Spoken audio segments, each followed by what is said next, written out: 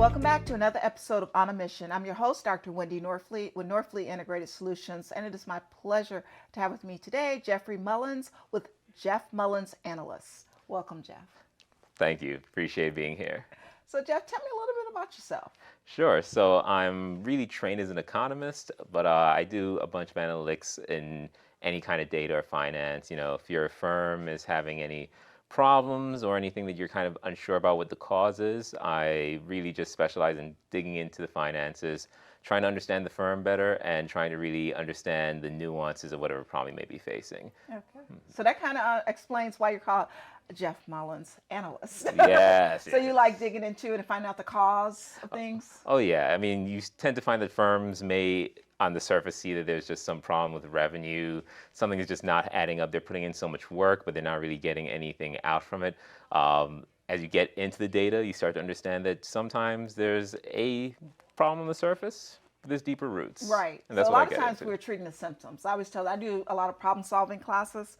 I actually just did one for a large organization here, and sometimes we throw things at the symptoms. Yeah. And it may put a Band-Aid on it, and then we start having the same thing happen again, and you realize, okay, we're not really treating the problem.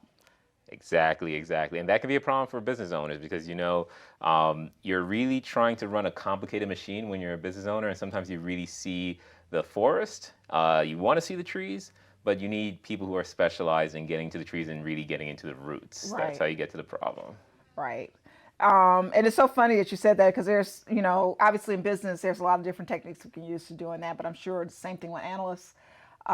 Financial analysts, sometimes we're throwing money at things that we really shouldn't be throwing money at. And so in a sense, we're kind of wasting resources. Yeah, throwing money at the problem seems to be the really first solution that people go for, but often you need to understand, is there a problem with how we're managing our time? That's in many cases, many times the situation. Is it a problem of how your resources are being utilized in a specific circumstance? So that's where I really get into not just understanding the data, but really understanding the context of how you do business and how that applies to what's happening with your data. And then working with business owners to try to really iron that out so we can see better options in the future or better progress in the future.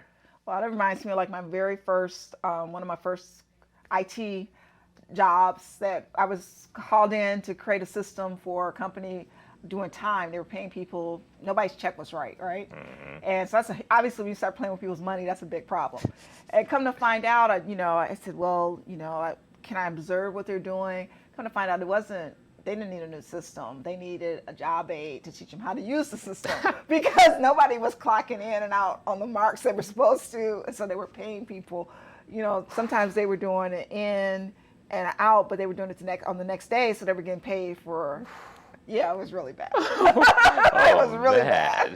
Oh, man. Seeing problems like that would be a little eye-shocking for you, I mean, now with systems, they catch things like that. But I can remember back then, that was when people were just trusting to put the systems into place and things like that. So it was funny. Sometimes it's just human behavior, honestly. Yes. And you just gotta be there to see it and be like, that's it right there. Yes, that's what I told them. I said, and I hated to give up that money because they were offering me a really big amount of money.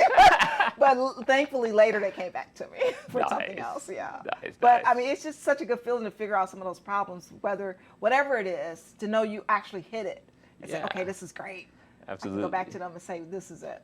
That's what really attracted me to the field, I mean, I am a social scientist, but the reason why I've trained as an economist and then moved towards financial analytics is because you really have to understand people, how they behave, because then that really gets you into the roots of, I see what kind of problem is happening here, and maybe I can even help you avoid the problem that may stem from the solution from that, right? Like you apply one solution, then you open the door to the next issue.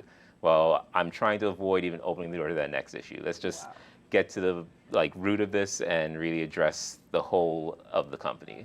So I probably think it's economists and financial analysts like you that probably, a lot of times cities get into trouble because they give one person too much freedom with their finances. So a lot of times, and I know I'm from Michigan, so I know we've been on the news a lot, but we had to get some things in place where, at one time our mayor had too much discretion. And it's funny that you bring that up. I really started off of doing economic analysis for the city of New York, for the mayor's office there, and that was a large part of the job, was really what are the contractors doing? Why does this agency need this headcount?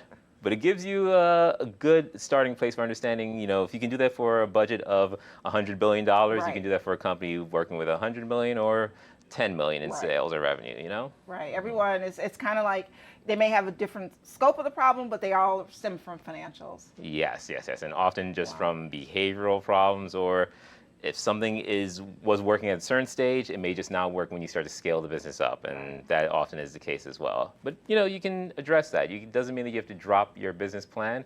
You just kind of have to figure out how to do what you were doing before better now that you're scaling. Well, I appreciate people like you because I think that there's a need for it. But if someone wants to reach out to you, how do they do that? Sure. So you can go to my website. It's very simple. It's my first name, Geoff, spelled Geoff, Mullings.com. Or you could reach out to me by email. You could reach out to my Gmails, geoffmullings@gmail.com, or my email on the website, which is basically gm@geoffmullings.com. Any of those approaches can reach me. All right. Thank you so much, Geoff. Thank you. Appreciate the time.